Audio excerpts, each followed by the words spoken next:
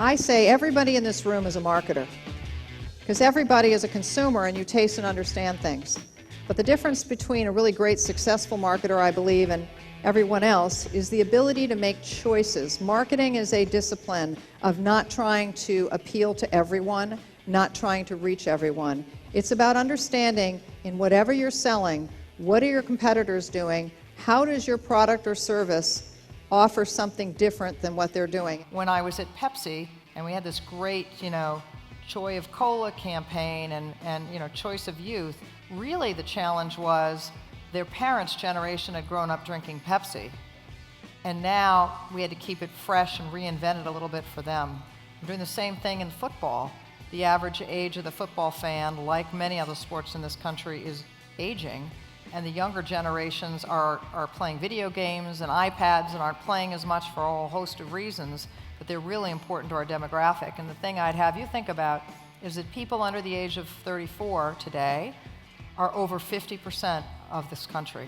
If you talk particularly to the young generation, and this is true globally from my experience, they very much care about the communities they're from. They want to give back to their communities. Being able to show that something comes from a community, that it uses ingredients from the community, it hires people from the community, that's really important, more important to young people today than ever. And so while you may not be able to afford, it may not be the time for your brand or your service to do national advertising, getting out and getting known in a neighborhood and letting that reputation spread to the next neighborhood, that's how great brands are built, and it doesn't happen overnight, even with social media. How many of you have purchased from Zappos? I've done a lot. Customer service is a really, really big part of an online business, obviously, particularly shoes, skewing to female shoes. What that company did before Amazon bought them is that in most companies in a direct response business where you're answering the phone, the incentives are based on how fast can you get the customer off the phone. And many companies, Walmart, others, that's their drill. Productivity is how many clients or how many people can you talk to in an hour. Zappos turned that on their head, and they do the same thing today that they did 10 years ago, which is they incent people to stay on the phone. Now at Pepsi, I followed market research too far. Great example, we needed a lemon lime soft drink for our bottlers to distribute, and because Pepsi wasn't providing a lemon lime soft drink, it was having trouble competing with Coke that made Sprite. And after a lot of research was done, it said, you know what would make for a different lemon lime soda is one with caffeine. So we created this product called Storm. We put a lot of caffeine in it, as much as the government regulation allows you to put in. We put lightning bolts all over it, and we put it into market, and it failed horribly. And we spent millions of dollars testing this. Well, what I should have done is the analysis of, okay, just because people say that the lemon lime soda will be different because it has caffeine in it, why don't you really think about the category?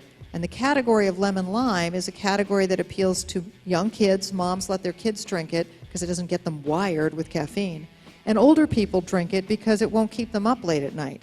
But there's really 25% of people that really prefer the taste of Coke, and 25% of people that really prefer the taste of Pepsi and actually can tell the difference. And the other half go whichever way's on sale.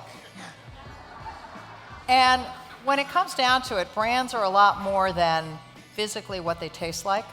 In fact, particularly the soft drink industry, brands are emote values. And I suspect in your industry, the brand that you affiliate with, many of you are almost independent business people, and you affiliate with a brand for the marketing and the scale and the confidence it can give to people.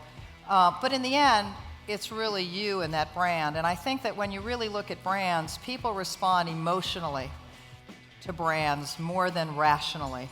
I can give you so many examples of where the rational and the way Pepsi predated me made a lot of headway against Coke was when they identified with the youthful spirit and being the choice of people that like to have fun and be fun-loving at a time when the boomers were coming of age and they wanted to identify with that.